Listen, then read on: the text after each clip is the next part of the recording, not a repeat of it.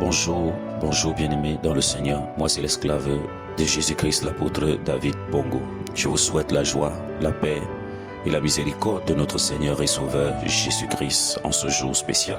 Bien-aimés, nous sommes à quelques jours de la célébration d'une solennité importante de l'histoire de la foi chrétienne, la Pâque. Frères et sœurs, Pâques, c'est la célébration de la résurrection de Jésus-Christ. La victoire sur la mort, le péché et l'enfer, comme le dit 1 Corinthiens chapitre 15, à partir du verset 3 au verset 4. Je lis: Je vous ai enseigné avant tout, comme je l'avais aussi reçu, que Christ est mort pour nos péchés, selon les Écritures, qu'il a été enseveli et qu'il est ressuscité le troisième jour selon les Écritures, et qu'il est apparu à ses faces, puis aux 12. Bien-aimés, c'est très important. Si nous lisons aussi le livre de Romains chapitre 6 verset 9 à 11, il est écrit: Sachant que Christ ressuscité des morts ne meurt plus, la mort n'a plus de pouvoir sur lui, car il est mort, et c'est pour le péché qu'il est mort une fois pour toutes. Il est revenu à la vie, et c'est pour Dieu qu'il vit. Ainsi, vous-même, regardez-vous comme mort au péché et comme vivant pour Dieu en Jésus-Christ.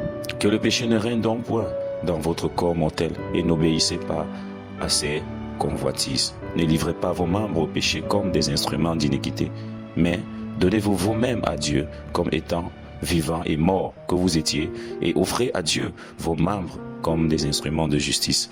C'est le cœur même de l'évangile, bien-aimé. C'est le centre de l'évangile, le sacrifice suprême. Alors à partir de là, nous comprenons qu'il est plus que nécessaire, vu l'importance de cette célébration, de se préparer, vraiment de se préparer avant de pouvoir l'aborder. Mes frères et sœurs, nous savons très bien que ceux qui ont fait des exploits avec le Seigneur, c'était la plupart des temps des personnes qui avaient su profiter des circonstances, qui étaient connectées au sujet des temps et des saisons.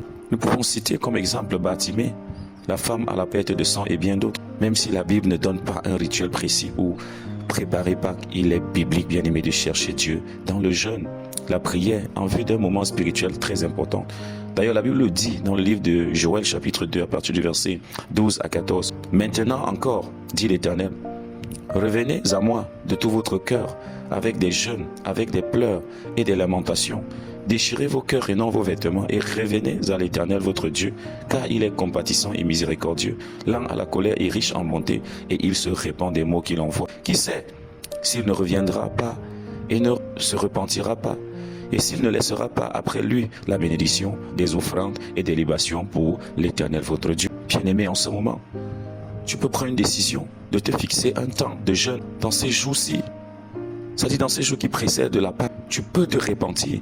Tu peux demander à l'Éternel, comme David dans son psaume 51, un cœur pur. Tu peux prendre un temps pour méditer sur le sacrifice de Christ. Par exemple, Ésaïe 53, demander un renouvellement de ton feu spirituel. Tu peux te concentrer sur des textes qui racontent les derniers jours de Jésus, sa crucifixion, sa résurrection. Bon, voici quelques-uns.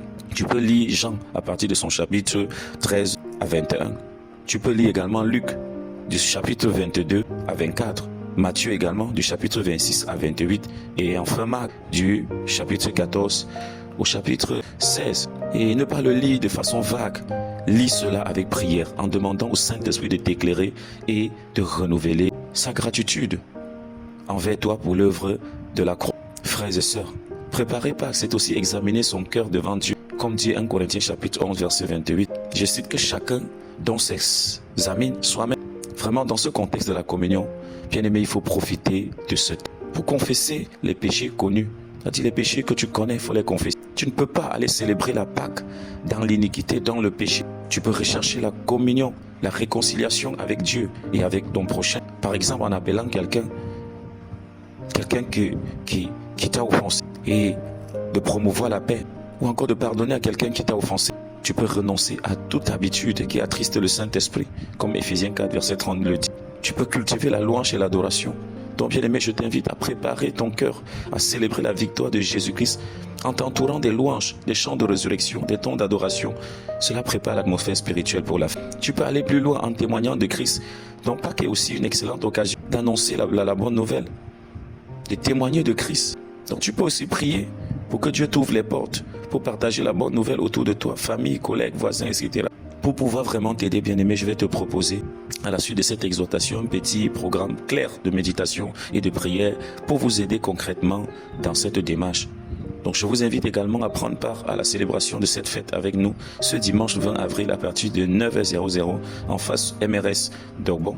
Donc au programme, nous aurons des temps de réjouissance extraordinaires, la louange, l'adoration, l'exhortation. Et enfin, nous aurons un repas pascal, c'est-à-dire la Sainte Seine, qui renforcera davantage notre communion et te redonnera des forces, bien-aimé, pour te lancer dans une nouvelle saison de grâce. Je prie que le Tout-Puissant vous comble et qu'il vous bénisse davantage. Shalom.